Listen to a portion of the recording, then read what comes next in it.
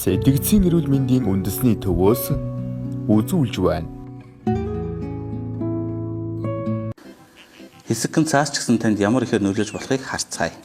Стресс нь өөрийн гэсэн үүсгэгчтэй. Та юунаас болж стресстэй байгаагаа таньж мэдвэл шийдвэрлэхэд өхөн болдог.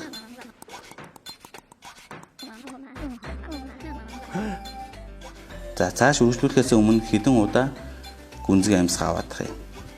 Танд зөвлөхөд стресстэх болгонд амьсгалын дасгал хийх хэрэгтэй. Энэ танд тус болно. Стресс нь өөрийгөө хамгаалах механизм юм. Өөрөөр хэлбэл аюул тулгарх үед өөрийгөө хамгаалж амиа авч гарах гэсэн оролдлого. Таны бие өөрт хэрэгцээтэй бүх нөөц болцоогоо дайчилснаар зүрх хурдан цохилон даралт ихсэж цусны эргэлт түргсэн.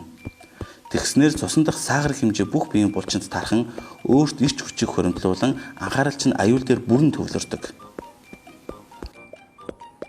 Үүний дараагаар тулалдах эсвэл зүгтах арга хэмжээг авдаг. Энэ түгшүүрийн нөхцөл байдал нь бие сэтгцийн хувьд таныг аюулгүй нөхцөл байдлыг мэдрэх хүртэл үргэлжилдэг байна. 21-р зуунд бид нар маш олон зүйлсээс болж стресстэх болсон бөгөөд амь наснаас гол учир тэр дорн шийдвэрлэлгүй орхих нь олон. Ингэснээр стрессээ үүсгэх хугацаа ч уртассан. Дээрх нөхцлүүдээс болж бие болон сэтгэл зүйн маш их түгшүүрийн байдалд орж удаан хугацаагаар хүчтэйн байдалтай болно. Улмаар анхаарал төвлөрөх чадвар суларч суралцах болон юм санах чадвар буурдаг. Дахиад хэсэгхэн хугацаанд амьсгаа аваад гаргая. Яагаад гэвэл стресс нь физиологийн хариу урвал гэдгийг ойлгож авлаа. Гүнзгий амьсгаа авснаар стрессийн үед илэрдэг бие махбодын шинж тэмдгүүд буурдаг байна. Тэгвэл бид нэр амьсгалын дасгалаас өөр юу хийж болох вэ? Үр дүнтэй хідэн аргыг санал болгоё. Нэгдүгээрт дасгал хөдөлгөөн тогтмол хийснээр стрессээс үүдэлтэй хуримтлагдсан илүү л ирч хүчийг гадагшлуулахад тусалдаг. Үр дүнд нь та илүү тайван болно. Харин одоо бүгдээрээ асуудал руугаа оръё. Өөрийг чинь стресстүүлээд байгаа зүйлсийг жагсааж бичээд хэрхэн шийдвэрлэх талаар төлөвлөгөө гаргах. Ингэснээр стрессийг даван туулахад хялбар болно.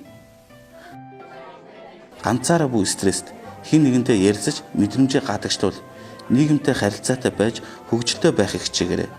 Яагаад гэвэл чи нэгэн зэрэг инээж удирдах чадахгүй шүү дээ. Байгальтай харьцах, цэвэр агаарт гарч эргэн тойронд байгаа зүйлсээс таатан мэдрэмж авахыг хичээгээрэй. Мөн ахуйн орчинд гэрийн тэжээр амьтантайгаа тоглох болон аливаа амьд зүйлстэй харьцах. Хэрвээ дээрх аргууд тань туслахгүй санаа зовоосон хэвээр байгаа бол бүгдийг нь орхиод зүгээр л хөгжилд, стресс тайлагч бөмбөлөгч хагалсан болно шүү дээ. Хэрв шаардлагатай гэж үзвэл мэрэгжлийн хүмүүсээс тусламж хүсээрэй.